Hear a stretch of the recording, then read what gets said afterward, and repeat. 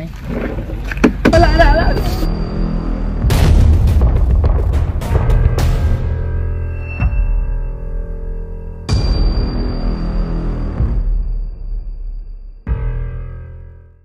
So ayan po mga kabayan, nandito tayo kasi nga kahapon hindi po namin ito naalis dahil birthday ni Tatay Ray. Binalikan ko ngayon para matapos na ito dahil marami din nag-suggest no, na ipatanggal ito. So ngayon meron tayong sponsor na talagang nagbigay pa ng 3,000 para magtanggal dito sa punso na ito. O syempre, nandito tayo para tanggalin nila ni Tatay Ray at kasama yung may-ari ng lupa dito mga kabayan at patayin yung anay. Kasi kapon sinubukan ko po, no, binungkal ko dito parting gilid, may mga anay, ang daming anay po mga kabayan. So delikado, no, kasi light materials yung ating bahay kubo at baka mamaya tatawid doon, so mauubos, kakainin ng anay. And then bukod pa doon, sabi ng ating sponsor, no, ay isa sa farm nila doon sa Bataan po mga kabayan, may ganito, no, at nung binuksan nila itong punso, ayan, may ahas doon, maraming kubra na nakatira. So natatakot din siya para sa dalawang matatanda kay Tatay Ray and Lola Elina, baka mamaya may lumabas na ahas dyan at pupunta dyan, baka lalabas sila sa gabi na hindi nila alam, no, na meron pa lang lumabas na ahas at natuklaw, kung kundi delikado. So ngayon aalisin na. So ngayon po mga kabayan, para mapatay yung anay na nandyan, bumili kami ng gasolina at saka naptalina. Yung naptalina po tinunaw doon sa diesel po mga kabayan para pangpatay doon sa anay. Ayan po mga kabayan, anay po kaagad oh. Ay, mayroon kaagad, ano. Ay, ayan po oh, nakita nyo po si termites po ang nakatira, hindi po ano. Ay, ang dami.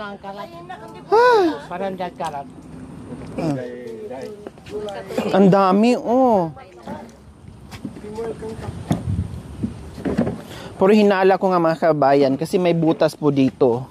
Ayan po oh, may butas, baka mamaya may cobra dyan.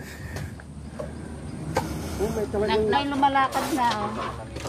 Oh, yun oh. Paikutan nyo po Tatay Ray. Paikutan nyo para hindi sa makatawid. Kasi mapunta doon sa kubo natin. Ay, ito. Bari ka mo mga buso. Oo, dilipat na ito. So ayan po mga kabayan, isprayhan natin yung paikot ng diesel na may halo po yan na tinunaw natin na naptalina para hindi tatawid doon sa kubo natin. Hindi ka gawin ka na ng buto naman yan. Paano pag may ahas po dyan? Anong gagawin nyo po? Patayan. Wag! Alagaan natin, doon natin patirahin sa loob ng bahay nyo. Ay, hindi madam. Para may alaga kayo, may babantayan kayo. Ay, sasapo. Para mayroong hihimas-himas ganyan sa inyo paggabi. Hindi madam. Ano ko na lang yung tubig, mainit. Anong gagawin nyo po sa mainit na tubig? Isabog ko sa kanila. Sa ahas? Opo. Mamamatay silang lahat. Opo. Di mabuti. Naku, kawawa naman yung ahas. Wala na. Ito po oh, yung daanan oh, Lola oh. Ayan po oh. Ayan. Ayan oh. Op. Hindi na po yan babalik? Hindi na madam, malayo na yun. Hindi yung... Hindi, yung ganyan, maging ganyan ulit. Hindi ganyan, hindi na. Sangal, wow. Langgam madam. Pati langgam no. Ang daming langgam, pati langgam oh. Sige, spare. Ang dami. Ang dami oh. Nandoon po Tatay Ray, oh, ang dami oh, doon oh. Kabila. Yan.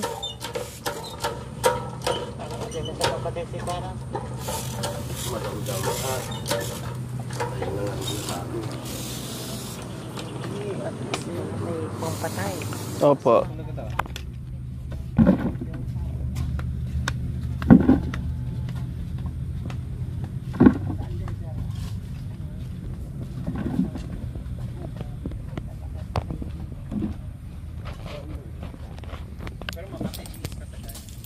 ganyan po. Tinan mo po. Damo po yan dati sa ilalim. Lahat ito damo po.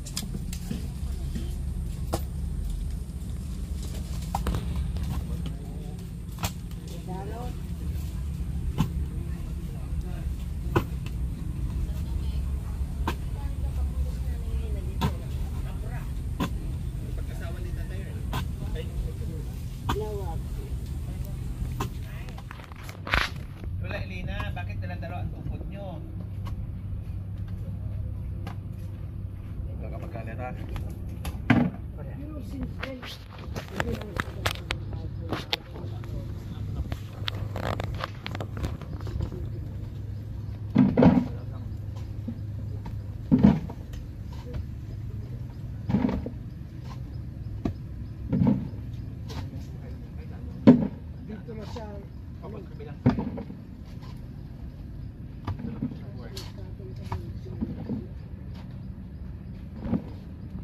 Kita nyo po, oh.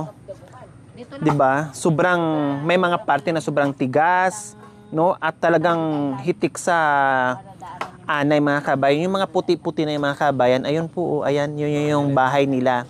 Tapos titinan natin mamaya kasi may queen at king yan mga kabayan, no? Makikita natin diyan. Kasi ang laki nito, napakalaki talaga mga kabayan, no? So, ang hirap pa kasi nagsama yung anay at saka pulang langgam na ang sakit mga gat. Parang magkaka... Ayun, parang hagda-hagdanan. Parang ano po doon sa loob, parang castle ang nangyayari. Ayan po, parang castle po ang doon sa loob. Hindi man nila yung lupa na pagtitirikan. Para bang, kumbaga, parang bees, parang honey bees, tawag nito, yung tirahan ng honey, parang ganyan po mga kabayan. Ayun, ang laki. Kahit saan yan. Ayun, oh, parang honey, oh.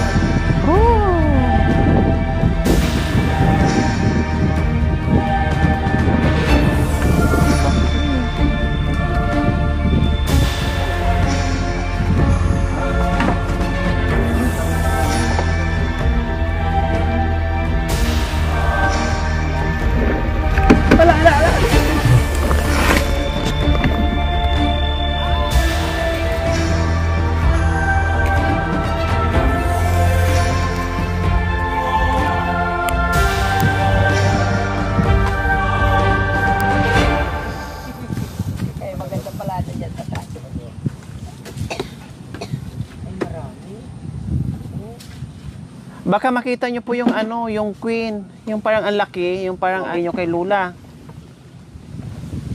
Dito ka, maganda siya. So, di baka...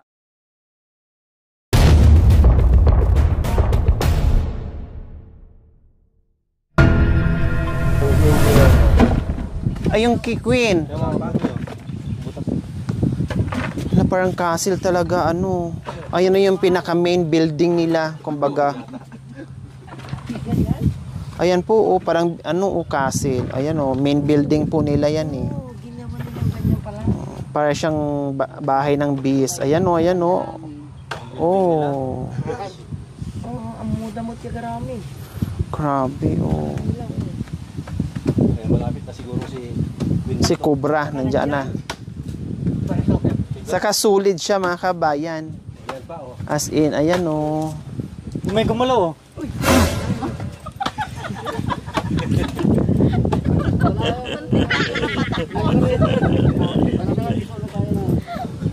Tigas, oh.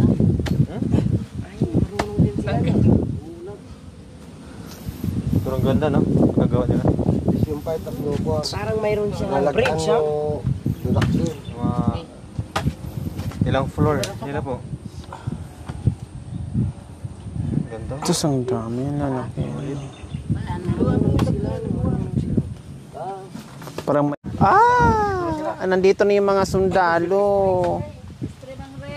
Tatay Ray, pakispray po muna dito po. Oh. Yun na yung tagahatid ng tagakuha ng pagkain nila, Tatay Ray. Mga military, Tatay Ray, nandito yung mga kasamahan nyo. Kasama niya military naman.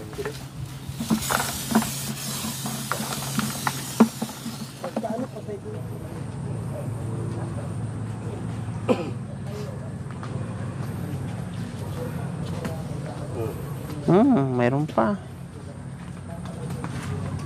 May ground floor. Butas o ground floor pa. Ay, Diyos ko, mayroon pa. Ayun.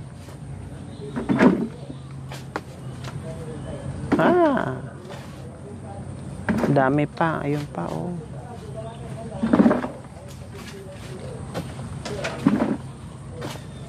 Jackie Chan to eh. Wow. Parang magkaratis. Marunong sumayaw pa. Dawi. Ayun, sabi ko may malaki. Ayun po, di ba? Queen ba yan? Hindi. Or ano? Yung sanyog. Yung wood. Kulay blue yung ano nyo. Ano lang yung? Hindi ano. Larva ng, larva ng ano yan? Hindi queen. Ay, hindi. Eh, ano mo? Ang laki. Black na yan. Pwede na.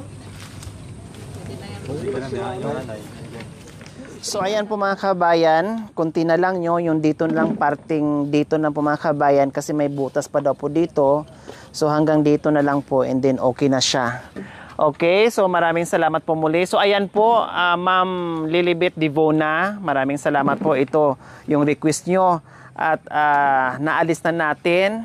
At mamaya ibibigay ko po yung pinaabot niya na 3,000 para po pang merienda nila o bahala na po sila doon. May iba kasi po nagsabi mga kabayan na wag daw alisin kasi ano daw, may nakatira daw ganyan, diwende, sabi nila, no? At hayaan lang daw. Kailangan kung hayaan natin, lalaki siya ng lalaki, may possible po mga kabayan na aabot hanggang doon. At baka mamaya po, tatawid pa yung termites doon sa kubo ni Lola Elena, mas lalong delikado, uubusin yung bahay ni Lola Elena. Marami naman pong gumagawa sa YouTube, mga kabayan, kung napapanood nyo po, na talagang nag-aalis sila ng mga ganito, no, yung punso, na halos lahat po ay nasa ilalim, mga termites naman po. Akala ko nga may kubra, tulad ng sinabi ng ating sponsor na si Ma'am Lilibet Divona, na doon sa farm niya na merong kubra sa ilalim, buti lang wala, no? Puro lang anay. So at least safe at alam natin, no? At lumaki pa yung bakura natin kasi naalis yung malaking nakabukol na lupa o nakaumbok na lupa or itong punso na ito. Okay, so ayan po mga kabayan, naalis na rin natin yung punso. Maraming salamat po muli, Ma'am Lilibet. So ayan po, Ma'am Lilibet Divona, bigay ko na po kay Tatay Ray pang merienda nila and then paghati-hatiin nila. 3,000 pesos. 1,000, 2,000, 3,000. Ayan. Maraming salamat po muli, Ma'am Lilibet Divona. Ayan. Tapos na po, ibali hakutin na lang nila at yun na lang itatapisan nila. Paki na lang Tatay Ray, ha? Okay.